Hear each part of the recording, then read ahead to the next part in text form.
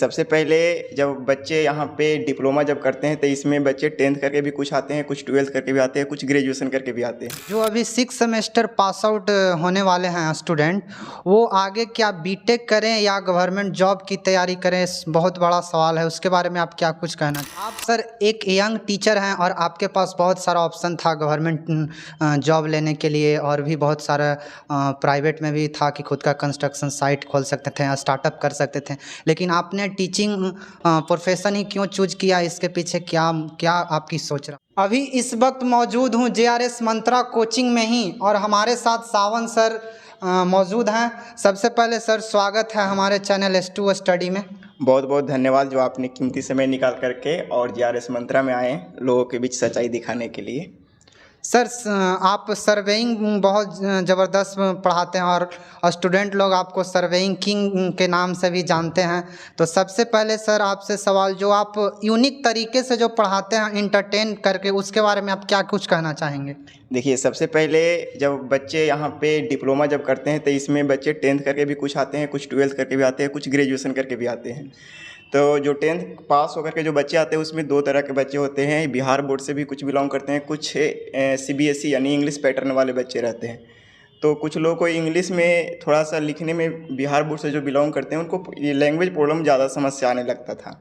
तो उस चीज़ को किताब की भाषा को अपन जनरल भाषा में लाया। जिस सोसाइटी में रहते हैं जहाँ से लोग उठ करके डिप्लोमा करने के लिए आते हैं, तो वहाँ के लोकेलिटी में जो चीज़ें हो रहे होते वही चीज़ को पढ़ाई से हम इंटरकनेक्ट करके और चीज़ों को आसान बनाने की पूरा कोशिश करते हैं। मेरा कोशिश पूरा रहता है कि बच्चे को एक बार में ही समझ आ जाए सारी चीज़ें। इसीलिए पढ़ाई को, किताबी नॉलेज को हम अपने सोसाइटी से या जो बच्चे जहाँ से बिलोंग करते हैं उस सोसाइटी से ज़्यादा रिलेट करने की कोशिश करते हैं। आप सर एक यंग टीचर हैं और आपके पास बहुत सारा ऑप्शन था गवर्नमेंट जॉब लेने के लिए, और भी बहुत सारा प्राइवेट में भी था कि खुद का कंस्ट्रक्शन साइट खोल सकते थे, स्टार्टअप कर सकते थे, लेकिन आपने टीचिंग प्रोफेशन ही क्यों चूज किया? इसके पीछे क्या क्या आपकी सोच रहा होगा? स्टार्टिंग जब अपन टीचिंग स्टार्ट किया था तो सबसे पहले मुझे कुछ प्रॉब्लम थी जिसकी वजह से अपन टीचिंग करियर को चुना। लेकिन धीरे धीरे टीचिंग फील्ड में इतना मज़ा आने लगा जब लोगों को, जब अपन पढ़ाना स्टार्ट किया तो लोगों से ये फीडबैक आने लगा कि सर जो आप पढ़ाते हैं थोड़ा सा चीज़ें आसानी से समझ आ जाता है। तो धीरे धीरे मोटिवेशन मिलते गया और ये प्रोफेशन मुझे ऐसा लग रहा है कि धीरे धीरे इस फील्ड में ही मेरा आगे कुछ करियर देखने को मिल सकता है, ऐसा मुझे लग रहा है।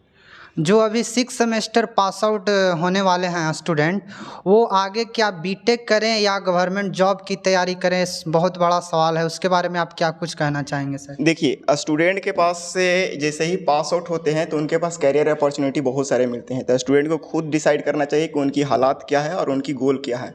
हालात और गोल को दोनों को एक कंपैरिजन करके देखना चाहिए कि हमारी कहाँ से नीड पूरा हो सकता है, ठीक है। तो उसके बाद वो क्या करेंगे कि सबसे पहले एक स्टेबिलिटी पर विचार करेंगे कि जिस फैमिली बैकग्राउंड अगर बहुत ज़्यादा पुअर है, या बोल सकते हैं कि फैमिली बैकग्राउंड से उनकी कुछ आर्थिक समस्या है, तो उनके लिए सबसे पहला जो प्रॉब्लम आ जाता है पैसे की, जिसको एक सरकारी जॉब लेकर के उनको पूरा कर सकते हैं, घर के एक आर्थिक सपोर्ट दे सकते हैं। जिनकी स्थिति घर की बहुत अच्छी है और मतलब घर को और अच्छे जगह पर जाना चाहते हैं, तो वो लोग बीटेक भी कर सकते हैं। वो स्टूडेंट के डिसाइड के ऊपर है कि हम क्या कर सकते हैं। एक बात और हम बोल देना चाहते हैं कि जो बच्चे बिलोंग कर रहे हैं बहुत ज़्यादा मतलब पुअर फैमिली से, डीमोटिवेटेड हो रहे हैं कि डिप्लोमा करने के बाद, जॉब लेने के बाद हम बहुत अच्छा पोस्ट पर प्रमोशन नहीं हो सकता है, तो उनके लिए एक छोटा सा इन्फॉर्मेशन हम देने की कोशिश करेंगे कि जो बच्चे 10th के बाद आए हैं और डिप्लोमा कर लिए हैं तो वो जॉब की तैयारी करेंगे और एक जगह पर स्टेबल हो जाएंगे। वहाँ पे भी आपको प्रमोशन धीरे धीरे होकर के एक अच्छे लेवल के आप अधिकारी बन सकते हैं, अच्छे लेवल के आप ऑफिसर बन सकते हैं। इसमें नो डाउट इंटरनली प्रमोशन होते हैं।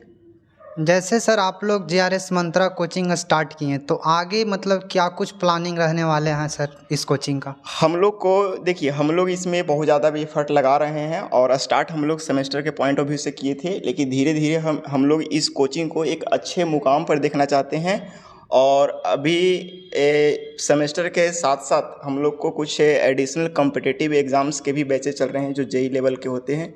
SSC JEE का बैचेस चल रहे हैं, LRC का बैच चल रही है, और भी अपकमिंग जितने भी कॉम्पिटिटिव डिप्लोमा लेवल के मतलब जो भी वैकेंसी आएंगे उसकी प्रिपरेशन कराने की कोशिश करेंगे और JRS मंत्रा का एक टॉप पोजीशन पर देखना चाहते हैं। इसी के लिए हम लोग को पूरा डेडिकेशन अभी है।